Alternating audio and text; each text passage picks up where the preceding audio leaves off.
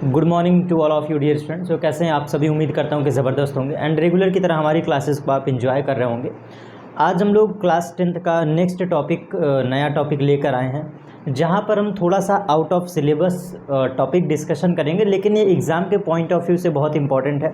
भले ही हमारे सिलेबस में नहीं दिया है, लेकिन इसके बारे में ज़रूर आप एग्ज़ाम में पढ़ के जाइए, एक आध नंबर के क्वेश्चन ज़रूर पूछ ले जाते हैं। तो आज का हमारा टॉपिक है परिनालिका क्या होती है, परिनालिका का चुंबकीय क्षेत्र कैसे बनता है, परिनालिका की चुंबकीय क्षेत्र ज्ञात कैसे करते हैं, और परिनालिका का चुंबकीय क्षेत्र का परिमाण क्या होता है।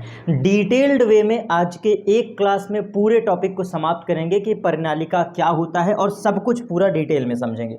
तो चलिए सबसे पहले हम लोग समझते हैं कि परिनालिका क्या होती है। सबसे पहले हम लोग यही पढ़ेंगे कि परिनालिका क्या होती है, और इसको इंग्लिश में हम लोग सोलेनॉइड कहते हैं, सोलेनॉइड। तो पहला टॉपिक, पहला हेडिंग यही है कि परिनालिका क्या होती है। तो आप समझना, देखो परिनालिका क्या होती है।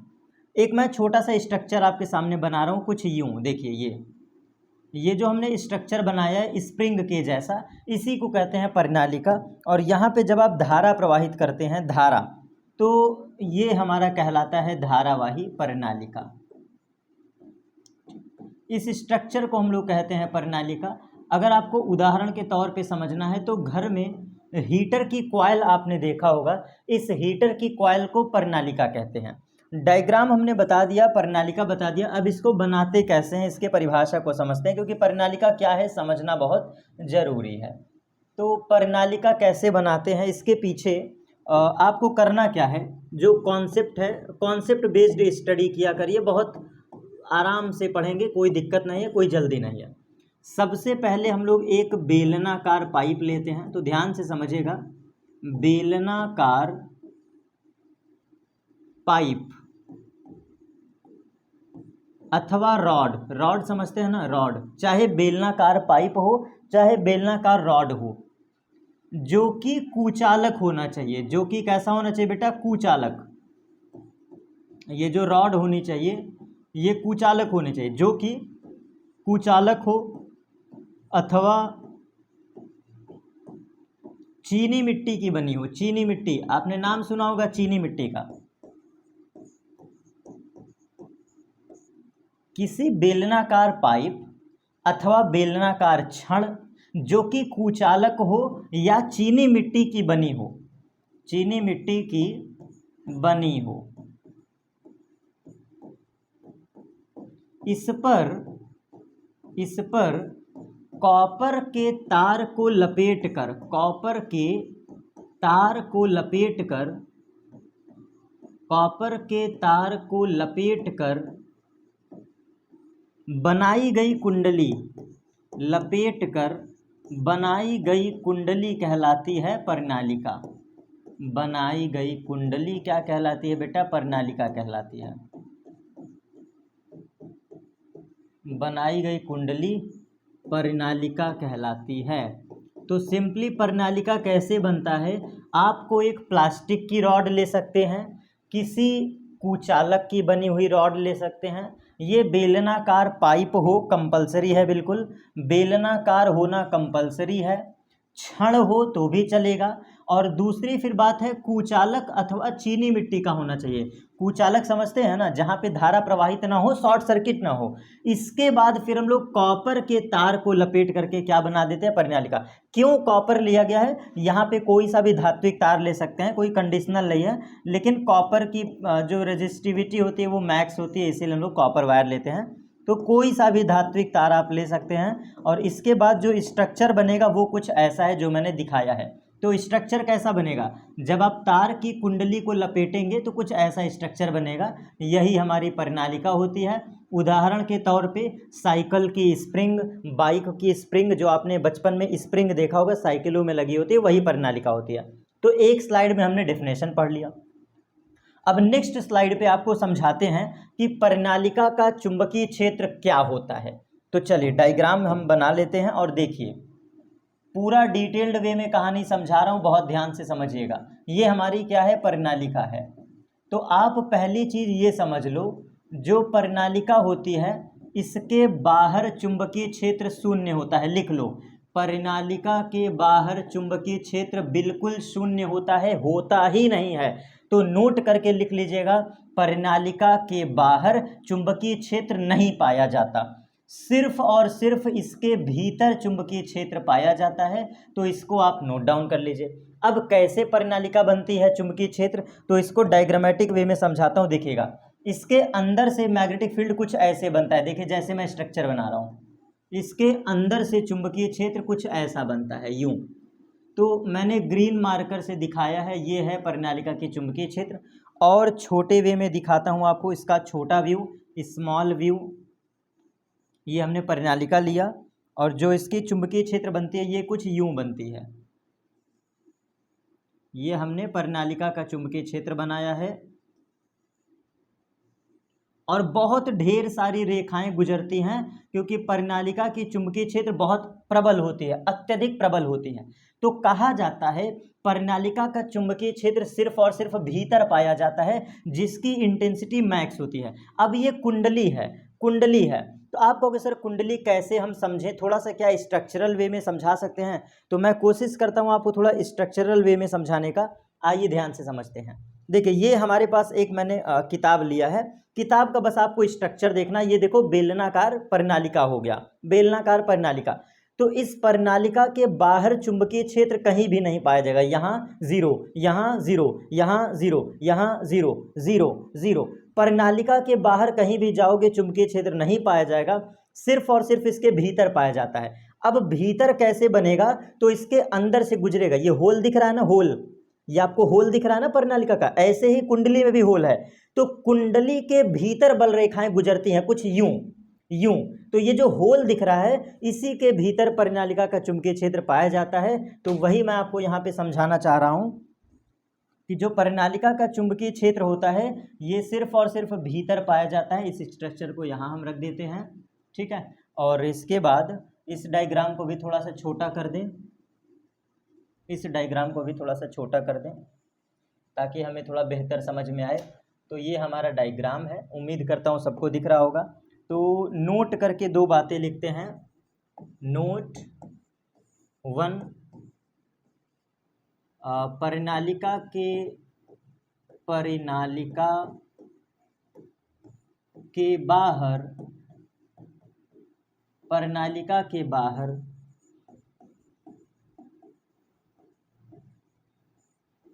चुंबकीय क्षेत्र शून्य होता है। परिनालिका के बाहर चुंबकीय क्षेत्र शून्य होता है, B बराबर 0। आउटसाइड, आउटसाइड, आउटसाइड मतलब बाहर। और सिर्फ भीतर ही चुंबकीय क्षेत्र पाया जाता है। तो नोट नंबर 2, नोट नंबर 2, परिनालिका के भीतर, परिनालिका के भीतर, परिनालिका के भीतर प्रबल चुंबकीय क्षेत्र पाया जाता है। प्रबल मतलब बस याद रखो, परिनालिका के भीतर प्रबल चुंबकीय क्षेत्र पाया जाता है। और पता है ये कितना प्रबल है, मतलब समझ लो ये इतना प्रबल होता है कि जैसे चुंबक का नॉर्थ साउथ पोल नहीं मानते हो, एक पोल नॉर्थ एक pole south, same as it is बल रेखा कुछ ऐसी है, सेम ऐसी ही बल रेखा है। तो परिनालिका बिल्कुल क्षण चुंबक के समान होती है। जो परिनालिका होती है ये क्षण चुंबक के समान होता है। तो कैसे चुंबकीय बल रेखाएं, आप एकदम क्लियर कट लिखेंगे, एक क्षण चुंबक के भांति। समझाने के लिए बस बता रहा हूं, ठीक है। तो परिनालिका के भीतर प्रबल चुंबकीय क्षेत्र पाया जाता है। और इसके बाद इसका फॉर्मूला भी आगे समझते हैं। इतना पॉइंट क्लियर। अब आइए देखते हैं नेक्स्ट, इसका अगला पॉइंट जो कि आपको क्लियर कट याद रखना पड़ेगा। तो देखो, जब बात करते हैं हम परिनालिका के चुंबकीय क्षेत्र की, तो परिनालिका में एक बात और आप याद रखिएगा, थोड़ा बड़ा स्ट्रक्चर बना दे रहा हूँ ताकि आपको चीज़ें याद रहें। परिनालिका ये बड़ी मैंने बनाया है, और परिनालिका के जो भीतर चुंबकीय क्षेत्र की वैल्यू होती है, याद कर लीजिए, जो इसके अंदर चुंबकीय क्षेत्र है ये वाला, इस अंदर वाले चुंबकीय क्षेत्र की वैल्यू होती है, मैंने आज तक नहीं पढ़ाया है, 10th में पहली बार पढ़ा रहा हूँ, ये म्यू नॉट एन आई होता है। ठीक, म्यू नॉट एन आई, ये फॉर्मूला है म्यू नॉट एन आई। आगे बात करते हैं, इसको भी डिटेल में स्टडी करेंगे, थोड़ा रुक जाइए। और जो इसका किनारा है, जो चुंबकीय क्षेत्र का किनारा है, किनारा मतलब कॉर्नर, तो चुंबकीय क्षेत्र के किनारों पर तीव्रता आधी हो जाती है, तो किनारों पर तीव्रता होता है mu naught N I whole divide by 2। दोनों तरफ का फॉर्मूला है ये, किनारों पर चुंबकीय क्षेत्र का फॉर्मूला होता है म्यू नॉट एन आई अपॉन 2। अब ये डेरिवेशन क्लास 12th का है, तो आपके क्लास 10th लेवल पे डेरिवेशन कभी नहीं आएगा, बस फॉर्मूला जानते रहो पर्याप्त है। केंद्र पर चुंबकीय क्षेत्र म्यू नॉट एन आई होता है, केंद्र मतलब भीतर, ये समझिएगा, केंद्र पर, इसके केंद्र पर चुंबकीय क्षेत्र क्या होता है, म्यू नॉट एन आई, और किनारों पर चुंबकीय क्षेत्र आधी हो जाती है, किनारों पर, एट कॉर्नर। कहने का मतलब है जैसे जैसे तुम चुंबकीय क्षेत्र के जैसे जैसे परिनालिका के कॉर्नर पे जाओगे तीव्रता घटती जाती है। सबसे प्रबल इसका होता है केंद्र पे, और सबसे मतलब कम होता है किनारों पर। इसको अगले स्लाइड में देखते हैं एक बार और, बड़ा स्ट्रक्चर बना रहा हो तभी समझ में आएगा। ये हमने एक परिनालिका बनाया, परिनालिका, ठीक है, ये परिनालिका है। मैंने अभी बताया कि केंद्र पर चुंबकीय क्षेत्र प्रबल होता है, तो आइए इसको समझते हैं अकॉर्डिंग टू डायग्राम। ये है तुम्हारा सेंटर, ये केंद्र है, क्या है बेटा, केंद्र। भाई परिनालिका का केंद्र तो समझ रहे हो ना, गोला है तो केंद्र होगा। और केंद्र पर जो चुंबकीय क्षेत्र होता है वो होता है B बराबर म्यू नॉट एन आई। ठीक, ये है B बराबर म्यू नॉट एन आई। जैसे जैसे तुम केंद्र से नीचे आओगे, जैसे सेंटर है तो केंद्र से नीचे आओ, नीचे के तरफ, और केंद्र से ऐसे ऐसे ऊपर आओ, तो जब तुम केंद्र से यहाँ आओगे और उसी केंद्र से नीचे आओगे, तो ये जो किनारा है ना बेटा, किनारों पर होता है चुंबकीय क्षेत्र म्यू नॉट एन आई अपॉन 2, और किनारों पर होता है म्यू नॉट एन आई अपॉन 2। तो यहाँ से हम कॉन्सेप्ट कह सकते हैं, बी जो है चुंबकीय क्षेत्र, ये मिनिमम होगा कॉर्नर पर, मिनिमम होगा कॉर्नर पर, जो बी है वो मिनिमम होगा कॉर्नर पे, और सेंटर पे सबसे मैक्स होगा। तो थोड़ा ध्यान से समझ लीजिए, मैं रंग के साथ बदल के दिखा दे रहा हूं। केंद्र पर, केंद्र पर, केंद्र पर चुंबकीय क्षेत्र सबसे प्रबल होगा, सेंटर पे, सेंटर की बात कर रहा हूं, केंद्र पर बेटा, केंद्र पर सबसे प्रबल होगा। तो केंद्र पर सबसे प्रबल होगा तो क्या लिखोगे, म्यू नॉट एन आई, और ये सबसे मैक्स है, मैक्स, सबसे अधिकतम चुंबकीय क्षेत्र केंद्र पे पाया जाता है। स्ट्रक्चर जरूर बना लेना, मैं जानबूझ के बड़ा बड़ा बना रहा हूं ताकि एकदम क्लियर कट हो जाए। परिनालिका के बाहर चुंबकीय क्षेत्र शून्य होता है, परिनालिका के भीतर चुंबकीय क्षेत्र प्रबल होता है। ये same as it is north south की तरह बिहेव करता है। केंद्र का ये फॉर्मूला रहा, केंद्र का ये फॉर्मूला रहा। इसके बाद फिर मैंने चित्र के वे में समझा दिया, किनारों पर आधी होती है चुंबकीय क्षेत्र, ये सारी बातें याद हो गई। अब यहाँ पे मैं फॉर्मूला को थोड़ा और कोरिलेट कर दूं। देखिए हमने फॉर्मूला में लिखा है B बराबर म्यू नॉट एन आई, ठीक है। म्यू नॉट एक नियतांक होता है, नियतांक, ठीक है। जो n है ये फेरों की संख्या भागे लंबाई है, फेरों की संख्या भागे लंबाई, और I जो है ये तुम्हारा धारा है। और डिटेल में समझता हूँ, जो म्यू नॉट की वैल्यू रखोगे इन न्यूमेरिकल 4 पाई मल्टीप्लाइड बाई 10⁻⁻⁷, ये आपको सवाल में रखना है। 4 अपनी जगह रहेगा, पाई की वैल्यू 3.14 और गुणे 10 की घात -7। तो ये हमारा म्यू नॉट की वैल्यू पता चल गया।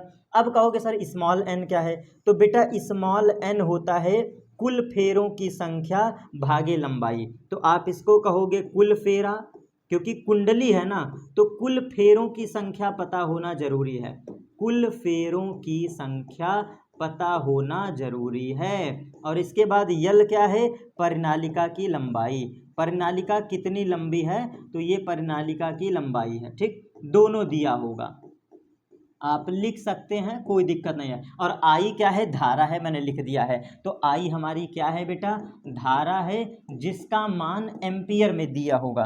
धारा का मान हमेशा किस में देता है, एम्पियर, ठीक है। पूरा कॉन्सेप्ट क्लियर, ये था हमारा फॉर्मूला। अब इसके बाद ध्यान से समझिएगा, ये सारी कहानी हमने समझ लिया, परिनालिका क्या होता है, परिनालिका का चुंबकीय क्षेत्र कैसा होता है, परिनालिका का बल रेखा कैसे होती है, मैंने ड्रॉ करके दिखा दिया था। अब आपको एक चीज़ और आगे बताते हैं परिनालिका के केस में एक एक्सेप्शन है, अपवाद, मैं पढ़ा देता हूँ, अपवाद है, किताबों में नहीं दिया है इसीलिए पढ़ा रहा हूँ। चलिए 2 परिनालिका का चित्र बनाता हूँ। यहाँ पर हम 2 परिनालिका का चित्र बनाएंगे। ये 2 परिनालिका हो गई, ध्यान से समझिएगा। अगर किसी परिनालिका को सामने से देखने पर, सामने अपने आँखों के सामने रखो, तो यदि परिनालिका में सामने से देखने पर अगर क्लॉकवाइज करंट बह रही है, क्लॉकवाइज, हिंदी इसकी आप सर्च कर लीजिएगा गूगल पे, क्लॉकवाइज करंट, अगर किसी परिनालिका को सामने से देखने पर क्लॉकवाइज धारा बहती है, क्लॉकवाइज धारा प्रवाहित होती है, क्लॉकवाइज धारा प्रवाहित होती है, अगर कोई परिनालिका सामने से देखने पे क्लॉकवाइज कैसे होता है, ऐसे क्लॉकवाइज, घड़ी सामने से देखो, सामने से घड़ी के चलने के डायरेक्शन में, तो क्लॉकवाइज मतलब ये देखो एरो मैंने लगा दिया, ये देखो क्लॉकवाइज।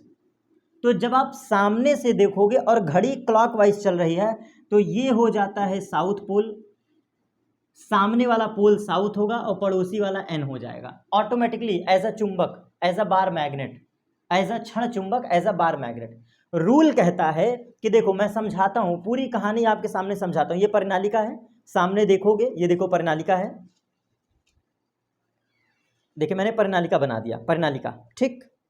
इसको आंखों के सामने देखो, आंखों के, ये मेरी आंख है, आंखों के सामने देखो।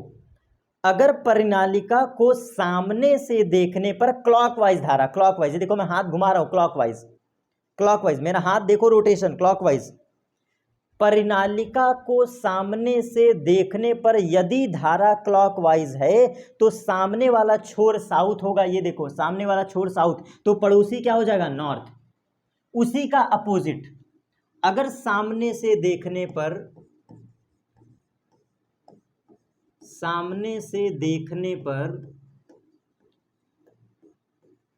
एंटी क्लॉकवाइज धारा, एंटी मतलब उल्टा, घड़ी के चलने के अपोजिट, एंटी क्लॉकवाइज धारा अगर प्रवाहित होती है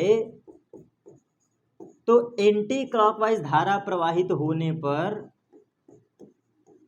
सामने वाला सिरा नॉर्थ हो जाएगा और पड़ोसी वाला साउथ, उसका उल्टा। और यहां धारा कुछ यूं बहेगा, ये देखो यूं, ये अपोजिट वाला है, ठीक।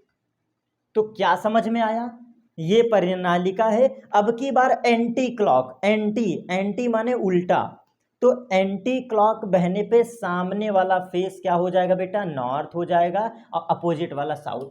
तो ये एंटी का हो गया, ये क्लॉक का हो गया। तो दोनों, इसका एक ट्रिक बता देता हूँ। फिजिक्स बीटेक में एक ब्रांच चलती है सीएस ब्रांच, कौन सी, बीटेक में एक ब्रांच चलती है सीएस ब्रांच, और यहाँ से आप याद कर लोगे, अगर क्लॉकवाइज धारा है तो साउथ पोल हो जाएगा सामने वाला, ये ट्रिक हो गई। सीएस ब्रांच हर बैच में आज तक मैं जब भी पढ़ाया हूँ ये टर्म जरूर समझा देता हूँ, रटने की जरूरत नहीं है।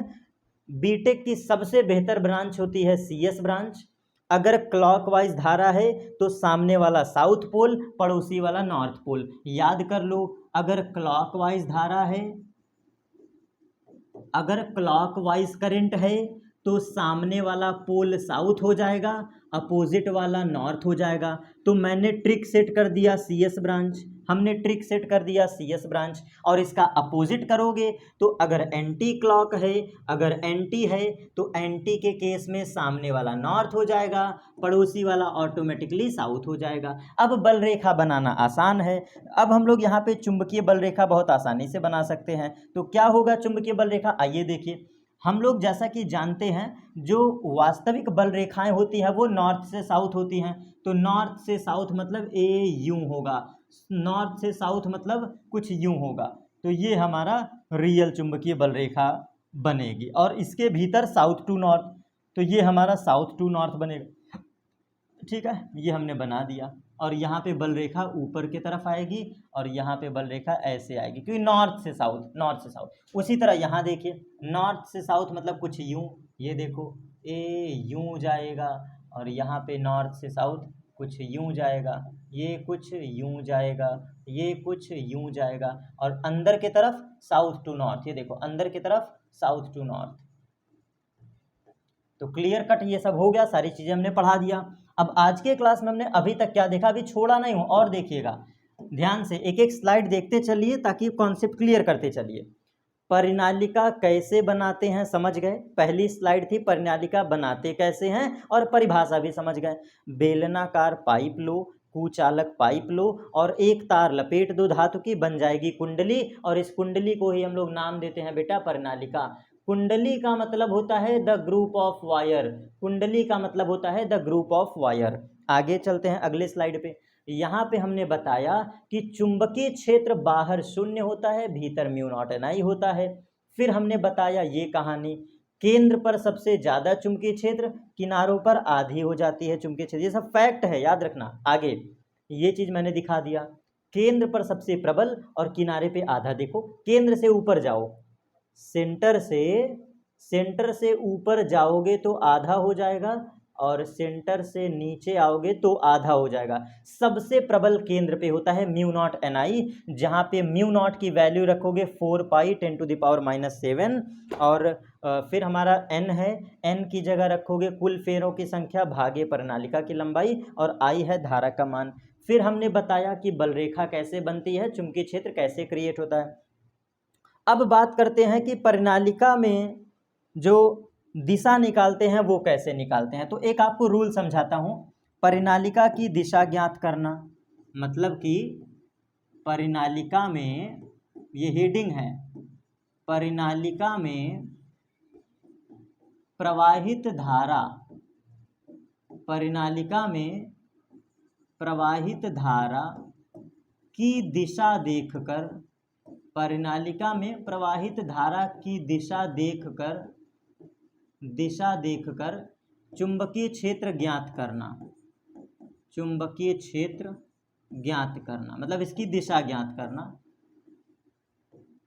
तो यहाँ पर डायरेक्शन की बात करूँगा, तो देखो ऐसे आपको करना क्या है, अपने दाएं हाथ का यूज़ करना है, राइट हैंड यूज़ करना है, राइट हैंड, ठीक, राइट हैंड यूज़ करना है। अपने दाएं हाथ को कुछ इस प्रकार फैलाएं कि जो चारों उंगलियां हैं, चारों उंगलियां, क्लियर लिख रहा हूं देखो एकदम साफो साफ, अपने दाएं हाथ की उंगलियों को कुछ इस प्रकार फैलाएं कि चारों उंगलियां परिनालिका में, चारों उंगलियां परिनालिका में प्रवाहित धारा की दिशा में हूँ, प्रवाहित धारा की दिशा में हूँ। ध्यान से समझिएगा, अपने दाएं हाथ को इस प्रकार फैलाएं कि चारों उंगलियां, ये चारों फिंगर हैं, ये धारा को पकड़ें, मतलब धारा की दिशा में पकड़े, परिनालिका को पकड़ लो, धारा की दिशा में हूँ। तब अंगूठा की दिशा, अंगूठा की दिशा चुंबकीय क्षेत्र की दिशा होगी, अंगूठा की दिशा चुंबकीय क्षेत्र की दिशा होगी। ठीक है, तो ये हमारा कॉन्सेप्ट खत्म। अब आपको इसको यूज़ कैसे करना है, इस डायग्राम को जो भी मैंने लिखा है थोड़ा सा छोटा कर दें, हमें जगह चाहिए। अब आपको कुछ करना नहीं बेटा, परिनालिका को बस हाथ से पकड़ लो, एकदम क्लियर कट कॉन्सेप्ट जैसे पढ़ाता हूँ वैसे ही बोल रहा हूँ। आपको परिनालिका हाथ में पकड़ लेना है, ध्यान से देखना, ये हमने छोटी सी परिनालिका बनाई और परिनालिका को हाथों से पकड़ लो, हाथ से क्या करो, ऐसे पकड़ लो। आइए करके देखते हैं, प्रैक्टिस करते हैं, करके देखते हैं। ये देखें मैंने एक पेज जो है निकाल दिया और इसी को समझाते हैं एज अ परिनालिका। चलो देखो, ये हमने एक परिनालिका लिया है अपने हाथों में, ठीक, ये सब जो भी है चिपका देते हैं, अब इसकी आवश्यकता नहीं है। अपना दायां हाथ यूज़ करना है, कैमरे के सामने पहले आपको दिखा दूं, आपके सामने मैं बिल्कुल विजिबल खड़ा हूं, ये मेरा राइट हैंड है, ठीक है, ये मैं हाथ ऊपर करके दिखा रहा हूं, ये मेरा राइट फिंगर है, ठीक है, राइट हैंड है, दिख गया होगा। चलिए, ये दायां हाथ है, ये दायां हाथ है। अब दाएं हाथ से परिनालिका को पकड़ना होगा, कैसे, धारा की दिशा में। तो देखो कैसे पकड़ेंगे, ये हाथ है, ऐसे रख दो, ऐसे हाथ रख दो अगर धारा ऐसे बह रही है अंदर की तरफ, देखो यूं यूं, देखो ये अगर धारा यूं बह रही है, चारों उंगलियों को ध्यान से पढ़ो, मैंने क्या लिखा है, राइट हैंड यूज करना है, चारों उंगलियों प्रणालिका में प्रवाहित धारा की दिशा में हो, जो चारों उंगलियां हो उसकी दिशा प्रणालिका में प्रवाहित धारा की दिशा में हो। तो जो 4 फिंगर हैं, 4 फिंगर, इनको प्रणालिका पे रख दो, ये देखो मैंने रख दिया। तो अगर धारा यूं है अकॉर्डिंग टू फिगर यूं, तो अंगूठा किधर है, इधर साइड, ये देखो आप जरा देखो प्रणालिका में धारा कैसे बह रहा है, ए यूं ए यूं ए यूं, प्रणालिका में धारा कैसे है, कुछ यूं, ये देखो यूं ए यूं, ऐसे है। तो प्रणालिका में धारा की दिशा कुछ यूं है, तो हम लोग क्या करेंगे, अंगूठा किधर जा रहा है, इधर साइड। तो आप समझो धारा की दिशा कुछ ऐसे है, धारा की दिशा कैसे है बेटा, कुछ ऐसे है, ये देखो ये देखो धारा की दिशा कुछ ऐसे है, एंटी क्लॉक, धारा की दिशा कैसे है, एंटी क्लॉक, ये देखो ऐसे है, यूं यूं, हाथ कैसे रख रहे थे, यूं, ये देखो यूं, हाथ ऐसे जा रहा है, ए ऐसे, हाथ ऐसे। तो जब हाथ ऐसे जा रहा है तो अंगूठा किधर है, इधर साइड। तो चुंबकीय क्षेत्र की दिशा ये है, परिणामी चुंबकीय क्षेत्र की दिशा ये है, एरो मैंने दिखा दिया, एरो मैंने दिखा दिया, ये चुंबकीय क्षेत्र है, ये हमारा चुंबकीय क्षेत्र है। इसी का अपोजिट देख लेते हैं। अब धारा की दिशा पलटी मार दो, अब धारा की दिशा क्या करो, पलटी मार दो। तो अब पलटी मारेंगे तो कैसे, यूं होगा, आपकी तरफ, अब की बार आपकी तरफ, ये देखो यूं, अब की प्रणालिका को ऐसे धारा प्रवाहित करते हैं, ये देखो आपकी तरफ, ए यूं ए यूं ए यूं, कुछ ऐसे, मतलब कुछ यूं कॉन्सेप्ट देख रहे हो, धारा ऐसे बह रही है, ए ऐसे। हमें क्या करना है, प्रणालिका पे ऐसे हाथ रख देना है, प्रणालिका पे ऐसे हाथ रख देना है। तो मैंने प्रणालिका पे हाथ रखा, अब देखो धारा कैसे जा रही है, कुछ यूं, देखो मेरे हाथ का स्टाइल देखो, ए यूं। तो जब आपने इसको पकड़ा तो अंगूठा किधर है, इधर साइड। तो ये हमारा क्लॉकवाइज करंट है, ये हमारा क्लॉकवाइज करंट है। तो क्लॉकवाइज करंट का मतलब ये है, देखो ये रहा। तो इस शर्त में अंगूठा किधर बता रहा है, ए ये हमारा अंगूठा बता रहा है। तो कॉन्सेप्ट क्लियर हो गया। इस वीडियो के लास्ट वाले कॉन्सेप्ट को 2 बार देख लीजिएगा, मैंने डिटेल्ड वे में सब कुछ समझा दिया, प्रणालिका का चुंबकीय क्षेत्र क्या है, परिभाषा क्या है, कैसे बनाती है, सब कुछ क्लियर। हाँ एक बात बता दे रहा हूँ, डेरिवेशन आपके लेवल पे नहीं है। तो हाँ एक चीज़ लिख देता हूँ, जो बच्चे हमसे अगर मान लो गलती से नाराज़ हो जाते हैं उनके लिए, मान लो पहली बात नाराज़ तो हो गए ही नहीं, अगर मान लो हो जाते हो तो सुनिएगा बेटा, क्लास 10th स्टैंडर्ड में कभी भी ये डेरिवेशन आ ही नहीं सकता है, कभी भी डेरिवेशन आ ही नहीं सकता है, जितना मैंने आज के लेवल में पढ़ा दिया, क्लास के लेवल में। आज के वर्तमान क्लास में जितना कॉन्सेप्ट मैंने पढ़ाया, डेरिवेशन तो आपसे पूछेगा ही नहीं। सर क्यों नहीं पूछेगा, क्योंकि एक्चुअल में ये जो फॉर्मूला है वो क्लास 12th का है, एक्चुअल में जो फॉर्मूला है वो क्लास 12th का है। तो डेरिवेशन 12th के बच्चों से पूछा जाता है, 12वीं के बच्चों से डेरिवेशन पूछा जाता है, तो इसलिए आपसे डेरिवेशन नहीं पूछेगा, ये 12 के बच्चों का है। तो डेरिवेशन मैं पढ़ाता हूँ क्लास 12th वालों को, और अगर आपको पढ़ने का मन होगा तो समझ में तो वैसे भी नहीं आएगा क्योंकि आप 10th में हैं, लेकिन ज़बरदस्ती अगर आपको पढ़ने का मन है कमेंट सेक्शन में मैसेज कर दीजिएगा। जिस दिन मैं वीडियो पढ़ाऊंगा क्लास 12th वालों को, आपको भी बुला लूँगा, आप भी लाइव आ जाइएगा, आप भी इंजॉय करिएगा क्लासेस को। समझ में आता है तो मज़ा है, नहीं समझ में आया तो इसको याद कर लीजिए, ठीक है। तो 10th लेवल पे कभी भी डेरिवेशन नहीं आएगा। आईसीएससी बोर्ड में थोड़ा सा इसके बारे में हिंट दिया है, तभी मैंने पूरा डिटेल्ड वे में पढ़ा दिया।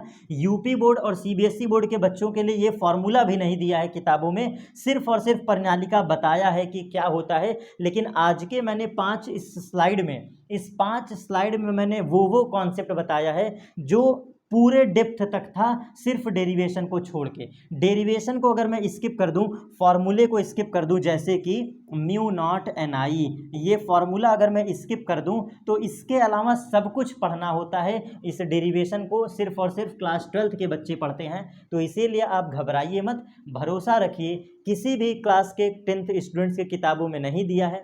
जो भी बच्चे क्लास 10th में है, कोई भी बुक उठा लो, एसएल अरोरा तक की किताब उठा लो क्लास 10th की, उसमें भी डेरिवेशन नहीं दिया है, क्योंकि उनको पता है 10th के बच्चे समझ ही नहीं पाएंगे उस कॉन्सेप्ट को, जिस कॉन्सेप्ट के साथ इस डेरिवेशन को पढ़ाते हैं। ठीक, फॉर्मूला पढ़िए, फैक्ट पढ़िए, कॉन्सेप्ट पकड़िए, दिशा कैसे निकालते हैं, कैसे डायग्राम प्लॉट करते हैं, ये सब कुछ मैंने वीडियो में बताया है। वीडियो को सुन करके रिकॉल करिए एंड मिलेंगे नेक्स्ट क्लास पर। Thanks to all of you. Important है आप सभी के लिए ये कॉन्सेप्ट। नेक्स्ट क्लास पे इसको अगेन कोरिलेट करेंगे। तो धन्यवाद आप सभी का। मिलते हैं अपने नए टॉपिक के साथ।